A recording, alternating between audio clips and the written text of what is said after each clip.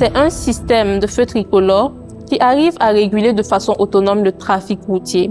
Il se base sur l'intelligence artificielle pour détecter le niveau de congestion.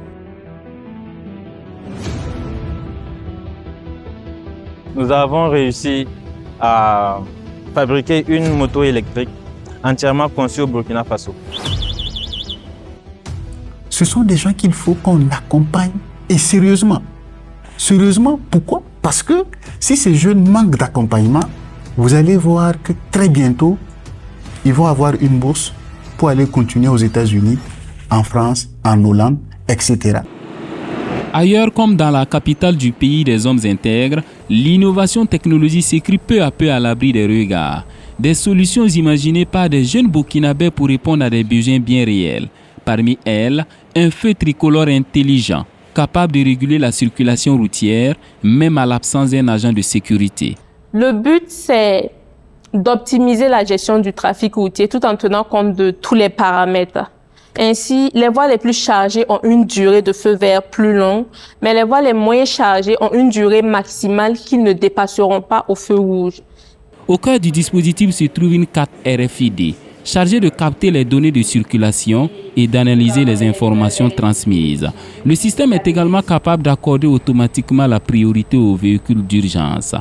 Lorsqu'un véhicule d'urgence est détecté sur une des voies de l'intersection, le système met toutes les autres voies au rouge et la voie empruntée par ce véhicule passe au vert.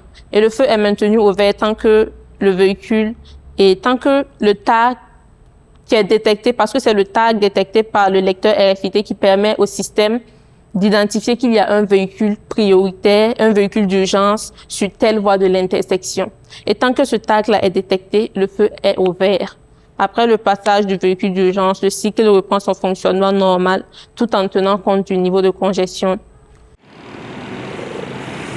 Dans une ville où la moto demeure le principal moyen de déplacement des populations, d'autres jeunes innovateurs veulent réduire la dépendance aux engins importés en proposant une alternative locale. Voici Meba. Conçue et assemblée par une équipe de 5 étudiants en génie électrique, cette moto électrique n'en est qu'encore au stade de prototype. Il s'agit ici d'une moto électrique qui peut parcourir une distance de 150 km, aller à une vitesse maximum de 80 km/h avec une pente franchissable de 10%. Et nous pouvons dire qu'au stade où nous en sommes, nous avons maîtrisé la technologie. Les connaissances, nous les avons acquises. Et le problème qui est survenu lors des conceptions était de pouvoir obtenir des capots complètement fabriqués ici au Burkina Faso. Les capots et aussi un châssis qui serait...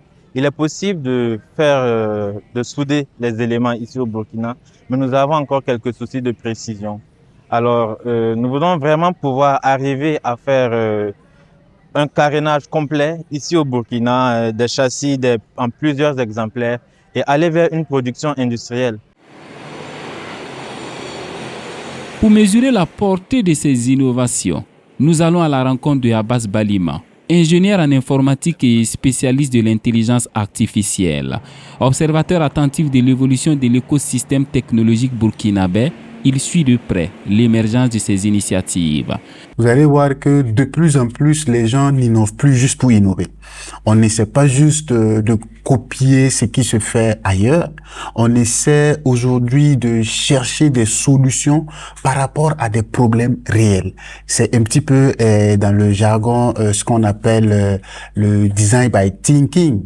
Est-ce que vous voyez? Donc, ça fait qu'aujourd'hui, les jeunes, pour trouver une solution, pour innover, ils vont aller, par exemple, vers les agriculteurs, vers les ménages, vers l'utilisateur final, poser des questions, confronter les problèmes et ensuite revenir en laboratoire pour créer des solutions. Selon lui, même encore au stade de laboratoire, ces projets possèdent un véritable potentiel d'industrialisation à condition que leurs concepteurs bénéficient d'un accompagnement technique, financier et institutionnel. Donc ici, c'est de travailler à trouver un cadre institutionnel où on va pouvoir accompagner ces jeunes-là à imaginer, à rêver, à produire, sans éventuellement se soucier de comment je vais manger, comment je vais nourrir ma famille, est-ce que.